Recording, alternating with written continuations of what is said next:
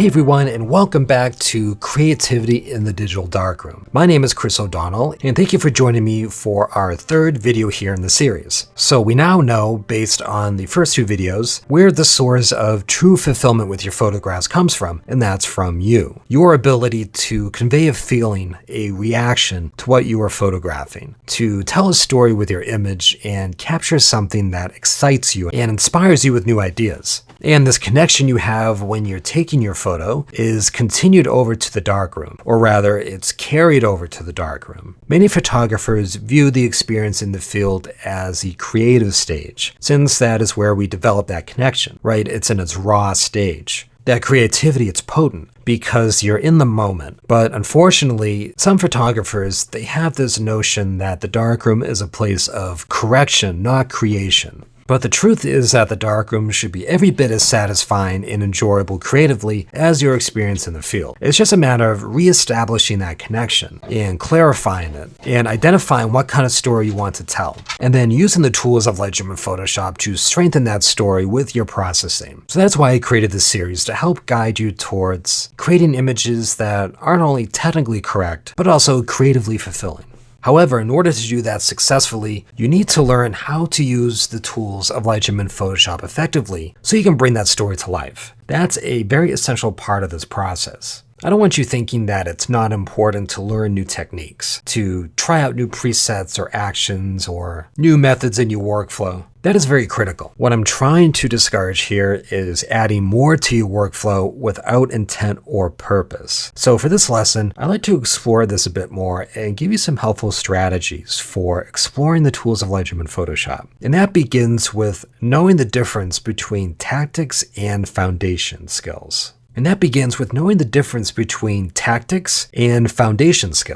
Because that is going to help you distill, clarify, and then curate your creative ideas. Because without some structure to your processing workflow, you're going to be all over the place with creative ideas and you won't be able to focus. Now, I'm a big believer in learning the principles first, because when your foundation is solid, it's so much easier to learn new skills and techniques. And this is especially true for the darkroom, because when you're working in Lightroom and Photoshop, it's very easy to become fascinated with the new and shiny. It's called the shiny object syndrome, and I see it all the time. You may come across a new trick that makes your image pop, or you may watch a tutorial that says, make this one change and you'll be able to enhance your colors. Or you may come across a new preset or an action or a panel that promises to transform your images. And judging by the countless articles and courses and YouTube videos out there unveiling the next new shiny object, that can gather a lot of attention, because they provide magical shortcuts to a seemingly complicated subject, Lightroom and Photoshop. They give you the illusion that you're gaining traction in the darkroom because you are seeing instant results with your image processing. You make a couple clicks, add a new preset, and your image looks completely different. And you've added a new tactic or a tool to your processing tool belt, which can be great for building confidence, but it's usually an empty win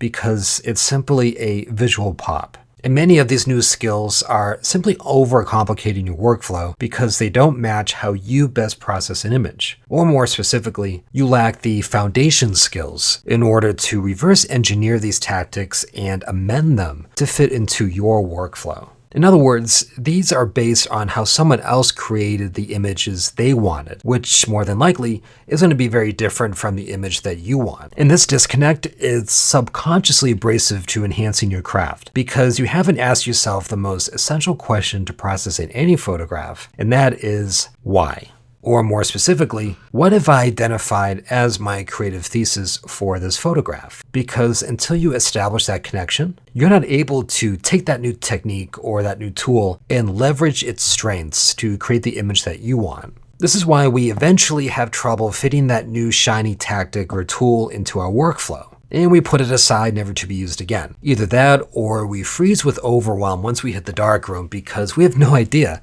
how to use that tool or technique to enhance the story you want to tell. So at this point, you may be asking yourself whether or not presets and actions are actually needed. Now, I'm not saying that learning new techniques or adding new tools to your workflow is bad. Quite the opposite. It's very essential. I'm still learning something new every day myself. But when you start focusing on tactics before learning how they function under the hood, all you're doing is overwhelming your workflow. So if you buy a new preset and you like the effect, but you don't know what exactly is happening to your photo or why exactly you like this effect, you're going to have a very difficult time fitting that into your workflow because it now becomes a game of hit or miss. And this is a big problem because what is happening is that we're trying to use these tools as a replacement to knowledge, and that never works. So let's think about it this way. If you were attending college, you wouldn't sign up for every class that they offer because 1, that's massively overwhelming, and 2, the quality of your education is going to suffer without any intent and direction to keep you moving forward. So when you know what you want to focus on, you can quickly qualify a class. If it's not aligned with your goals, you don't have to take it. Or even better, when you know exactly what you want from that class, you can then cherry pick the skills taught there and amend them to benefit you.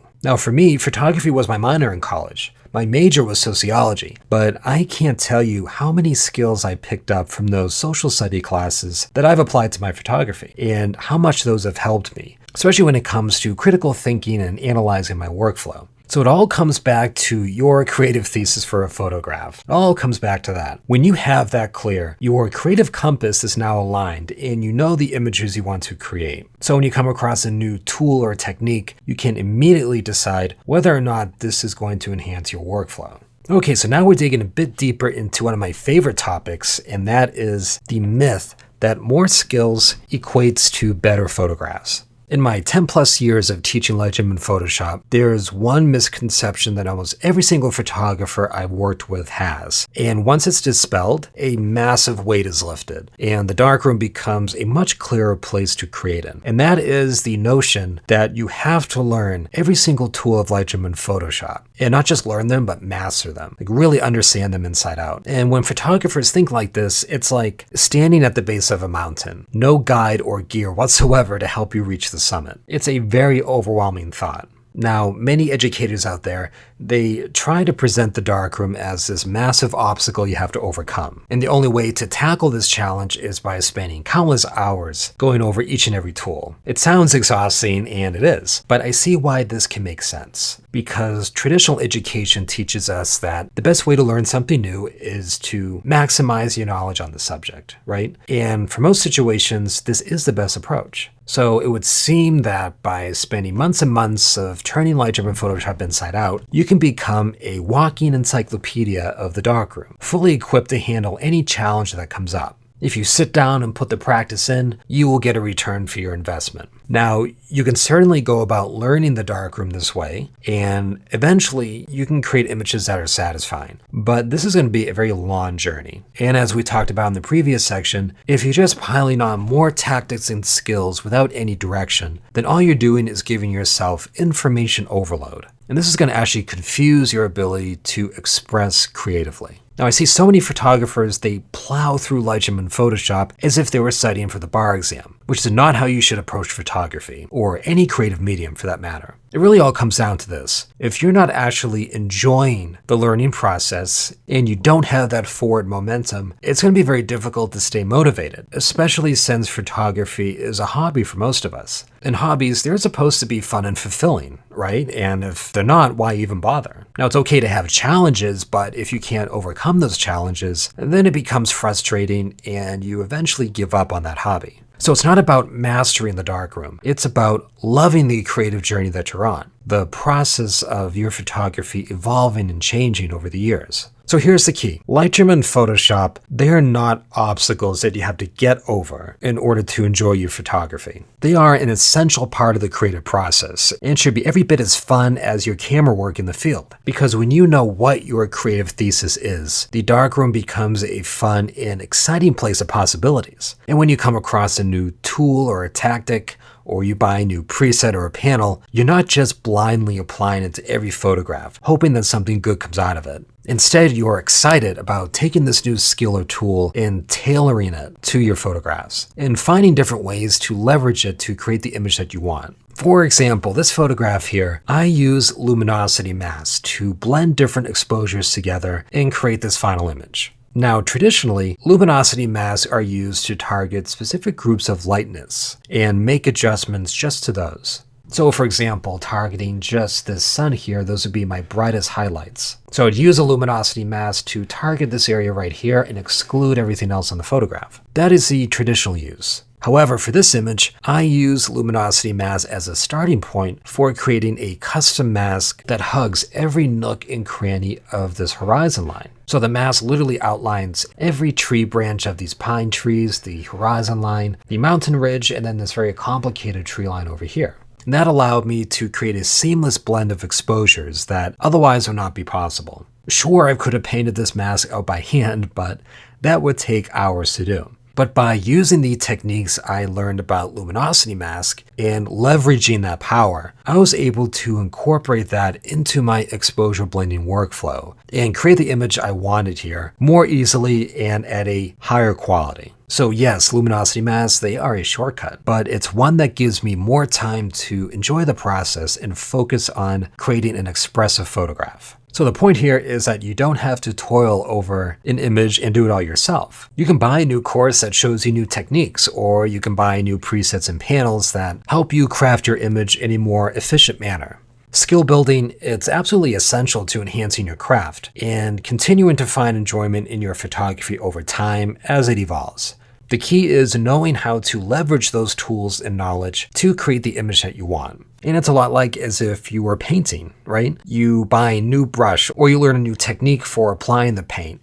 And once you learn these new skills, it's like, oh great, I can use that to enhance how I do this. And it's so exciting because not only are you creating the photograph you want in a simpler way and improving the quality of your results, but you really feel like you're in control over the creative process. That you're creating something for yourself and you're discovering new techniques all on your own. You're really crafting an image rather than putting it through an assembly line. And that is just so satisfying. Sure, there is a learning curve, absolutely. And there will be challenges. Just like with your camera, you do need to achieve a certain base level, that foundation, in order to use your camera effectively, and the same goes for Lightroom and Photoshop. But when you know your creative thesis, you can maximize your time and effort and focus in on only the tools and techniques that will get your image there, and be able to amend them to achieve your creative goals. So that is why I created this video here, because this is such an important concept to grasp. I see many photographers, either they completely rely on the digital darkroom to create the image for them through presets and actions and all these new advancements with AI and sky replacements,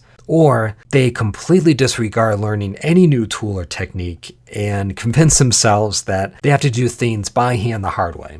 So there is a very happy compromise between the two that will open up so many creative doors for you. But in the meantime, there is no worksheet to go with this lesson, so there's no homework today because I want you to set some time aside for our final lesson that will be coming your way soon. We're going to bring together everything we've learned so far in this series. We're going to go full circle, and I'll be showing you how to develop a creative thesis for your photograph. And I'll be walking you through the method that I use for that, the IMA method that I referenced in the first video. So we're going to unpack that method in full with examples, and I'll also be offering suggestions for implementing this method into your own workflow. Now this will be a big lesson. It's going to be a bit longer than the ones you've been sent so far, but I guarantee you that this is going to give you the biggest strides in your creative development as a photographer. And you'll be able to use that to guide your processing in the darkroom, so you can create extraordinary photographs that you can really be proud of. So I can't wait for you to see this video. Alright, that's going to do it for this video. Thanks so much for joining me, and I will see you in the next one.